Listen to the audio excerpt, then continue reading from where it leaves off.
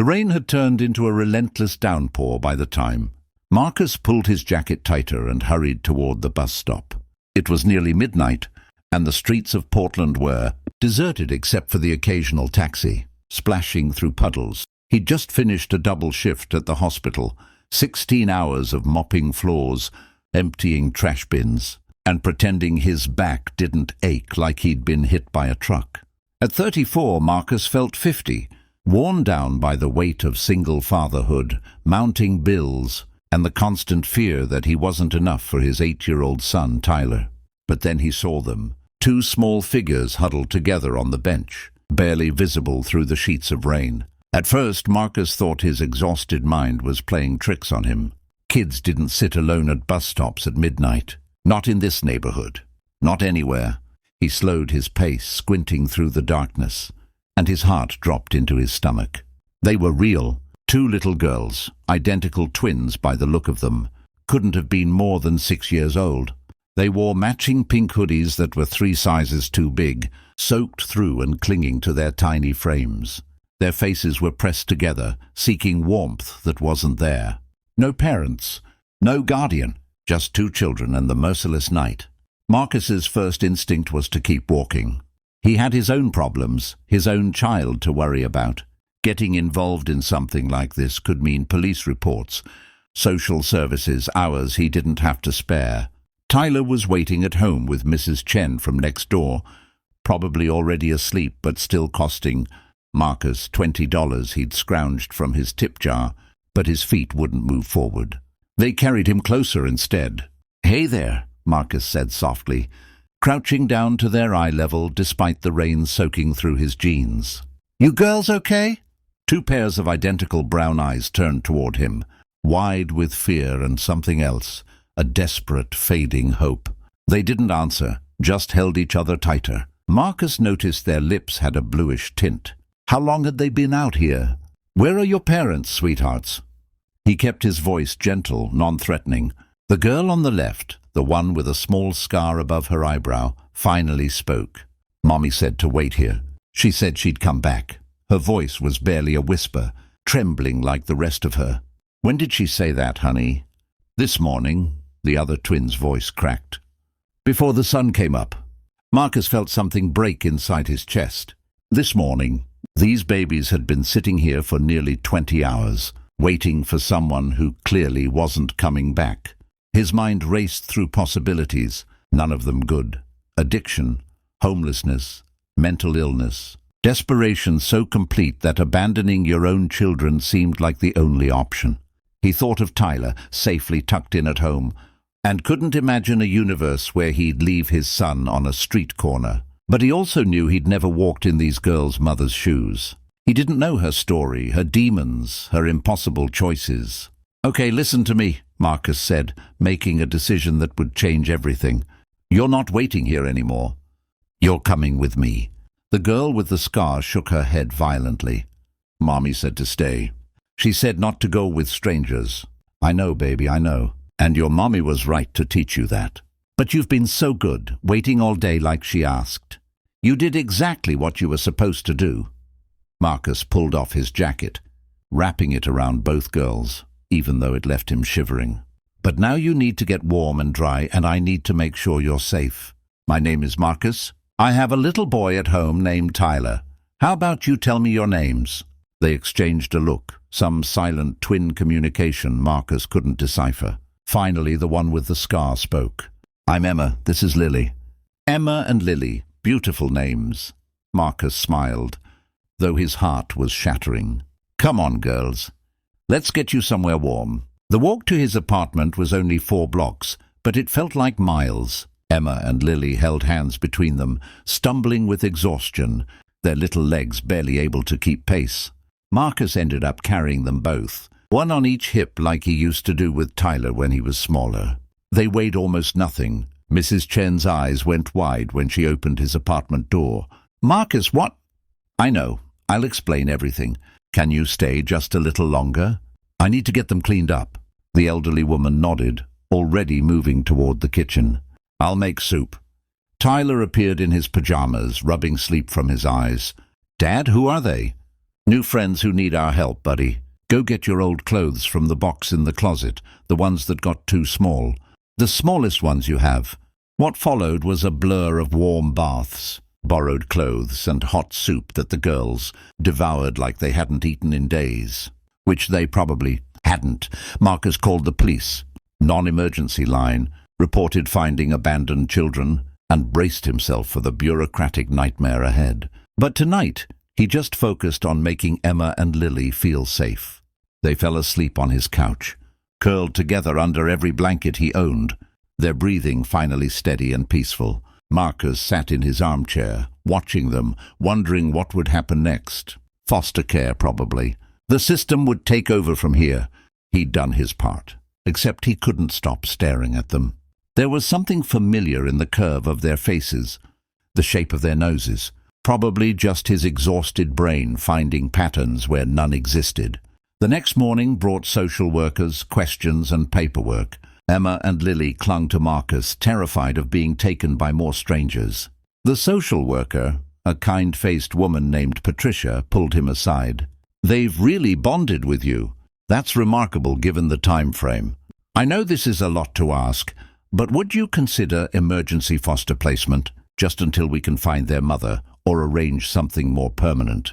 Marcus thought of his cramped two-bedroom apartment, his already strained finances, his demanding work schedule. Every logical bone in his body screamed no.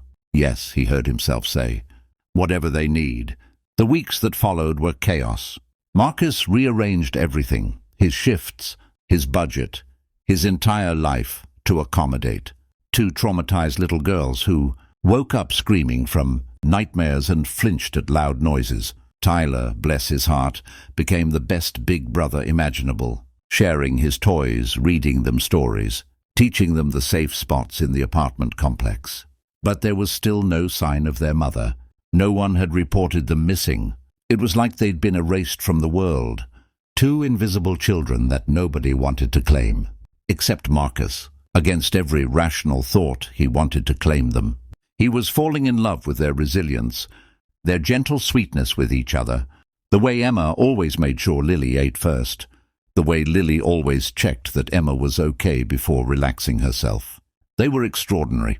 During one of the required medical checkups, the pediatrician ran standard blood work. 3 days later, Marcus got a phone call that stopped his heart. "Mr. Hayes? This is Dr. Patel. I need you to come in. There's something about the girl's genetic screening we need to discuss." Marcus's mind went to the darkest places. Disease, genetic disorders, something terrible he'd have to help them face. What Dr. Patel told him was impossible. The screening showed familial markers. "Mr. Hayes, Emma and Lily are genetically related to you. They're your biological daughters." The room spun. "That's not possible. I have a son. I've only been with one woman in the past 10 years. Tyler's mother, and she died when he was 2. There's been no one else, and definitely not 7 years ago." Dr. Patel pulled up records on her computer. "Tyler's mother was Rachel Morrison, correct? She passed away from complications after a car accident?" "Yes." The grief was still there, muted but present. "Mr. Hayes, we pulled Tyler's genetic information from his previous medical records to confirm Emma and Lily share the same mother as Tyler. They're his biological sisters. They're all 3 your children." The world tilted sideways. Marcus gripped the edge of the examination table, his mind reeling through the timeline. Rachel had died 6 years ago. These girls were 5, maybe 6. Which meant Rachel was pregnant when she died, he whispered. "She was pregnant and I never knew." The truth emerged slowly, painfully, through medical records and investigation. Rachel had been 12 weeks pregnant with twins when the accident happened. The doctors had performed an emergency C-section, delivering 2 premature babies at 28 weeks. Rachel had held on long enough to see them once before the internal injuries took her. But in her trauma and pain, delirious and dying, she'd made the hospital promise not to tell Marcus. She'd been convinced, wrongly, tragically, that he wouldn't want twins on top of Tyler, that he couldn't handle it, that she was burdening him. The babies had been taken by her sister, who Marcus had never met, who'd lived across the country. That sister had apparently fallen on hard times, developed addictions, and when she couldn't cope anymore, she'd brought the girls to Portland and left them at that bus stop, maybe hoping Marcus would find them, maybe just abandoning them to fate. Marcus wept when he learned the truth, for Rachel's misguided sacrifice, for the years he'd lost with his daughters, for the trauma Emma and Lily had endured, for all of it. That evening, he sat down with all 3 children. Tyler, now 9 and wise beyond his years. Emma and Lily, still skittish but beginning to trust. "I have something to tell you all," Marcus began, his voice thick with emotion. "We're not just friends helping each other out. We're family. We've always been family." He told them everything in words they could understand. Tyler's face lit up with wonder. "Really? They're my real sisters?" "Really, buddy?" Emma looked at Lily, then at Marcus, her little face serious. "Does this mean you're keeping us? Forever?" Marcus pulled all 3 children into his arms, finally letting himself cry. "Forever. You're my daughters. You've always been my daughters. I'm never letting you go." The adoption was fast-tracked given the biological connection. Marcus's tiny apartment became a real home, bursting with noise and laughter and the beautiful chaos of raising 3 kids. Money was tighter than ever, sleep became a luxury, and there were still hard days when Emma and Lily struggled with what they'd been through. But they were together. They were whole. 1 year later, Marcus stood in his kitchen making breakfast for 3 children instead of 1. Emma and Lily had lost their haunted looks, replaced by the bright-eyed wonder of loved children. They fought over toys, helped with chores, and called him Daddy without hesitation. Sometimes Marcus thought about that rainy midnight, about how close he'd come to walking past that bus stop, about the miracle of finding his daughters when he'd thought they were just 2 homeless children needing help. He'd gone to that bus stop planning to save them. He hadn't realized they'd been waiting there to save him too, to make his family complete, to fill spaces he hadn't known were empty. "Dad!" Emma called from the living room. "Lily took my doll." "Did not." "Did too." "Girls," Tyler's voice, patient and big brotherly. "You can share." Marcus smiled, flipping pancakes, surrounded by the beautiful noise of his children. His 3 children, his complete, perfect, miraculous family. He thought of Rachel sometimes, hoping somehow she knew her babies were home, that her sacrifice, misguided as it was, had led them all back together. That love, even broken and lost, had found a way.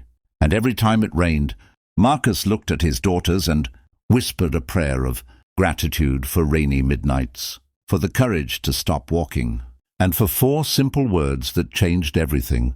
"You're coming with me."